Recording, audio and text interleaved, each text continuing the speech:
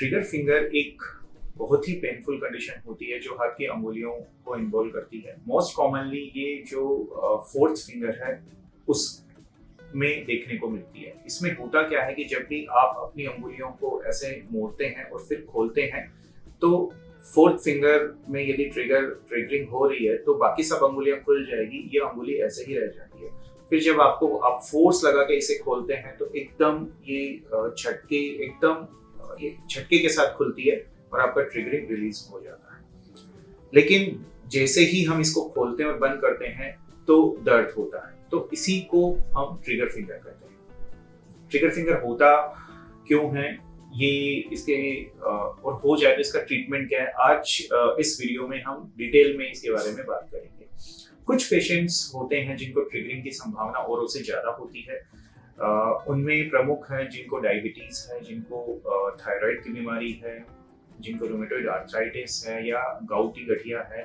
इन लोगों में trigger finger की समस्या औरों से ज्यादा होती है। ट्रिगर फिंगर जैसा मैंने बताया मोस्टली जो फोर्थ फिंगर या रिंग फिंगर होती है उसको इन्वॉल्व करती है। आप यदि अपनी अंगुली को इस तरह से पैल्पेट करें तो आपको महसूस होगा कि यहाँ पे इस जगह पे एक गांठ सी आपको फील होगी। यही ट्रिगरिंग का कारण होता है। होता क्या है, हमारी हाथ में ऐसे फ्लेक्सस टेंडन होते हैं, हाथ की नसें जिन्हें कहते हैं, जो अंगुलियों को इस तरह से मोड़ने में हेल्प करती है। जब उन नसों की या फ्लेक्सर टेंडन की शीथ में इन्फ्लेमेशन की वजह से नैरोइंग हो जाती है। आप इसे समझ सकते हैं कि यदि ये एक पाइप है और इसमें ये फिंगर जा रही है और ये पतला हो जाएगा तो ये अंगुली एकदम से अटक जाएगी। यही ट्रिगरिंग का कारण होता है। जो फ्लेक्सर टेंडन है, हाथ की जो नसें हैं, उनकी शीथ में इन्फ्लेमेशन की वजह से नैरोइंग हो जाती है और वहीं पे ये टेंडन अटकता है। जब भी हम अंगुली को मोड़ते हैं तो ये अंगुली मुड़ी भी रह जाती है क्योंकि इनकी शीथ में टेंडन अटक गया है। फिर हम फोर्सफुली इसको सीधा करते हैं, वो टेंडन एकदम से रिलीज हो जाता है।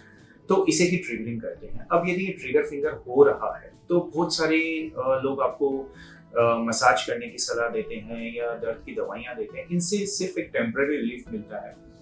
ट्रिगर फिंगर को दो तरीके से ठीक किया जा सकता है। नंबर 1, जो ट्रिगरिंग नोड्यूल है वहां पे स्टेरॉइड के इंजेक्शन लगाए जा सकते हैं। इससे भी 50-60% पेशेंट्स को एक परमानेंट रिलीफ मिल जाता है। ट्रिगर फिंगर में रिकरेंस की संभावना भी रहती है, मतलब एक बार ठीक होने के बाद ये फिर से हो सकता है। यदि ये बार बार ट्रिगरिंग हो रही है और स्टेरॉइड के इंजेक्शन से भी आपको फर्क नहीं पड़ रहा है तो एक छोटा सा सर्जिकल रिलीज किया जाता है जिसमें उस नोड्यूल को यहाँ से इंसाइज कर दिया जाता है और टेंडन को फ्री कर दिया जाता है। दोनों ही तरीके प्रभावी होते हैं। स्टेरॉइड का इंजेक्शन से बहुत लोगों को हेल्प मिल जाती है और नहीं तो सर्जिकल रिलीज इसका परमानेंट क्योर है। तो ट्रिगरिंग एक पेनफुल कंडीशन है लेकिन इसका इलाज बहुत ही आसान है। यदि आपको ट्रिगरिंग हो रही है तो भी आप भी अपने ऑर्थोपेडिक सर्जन से सलाह लें।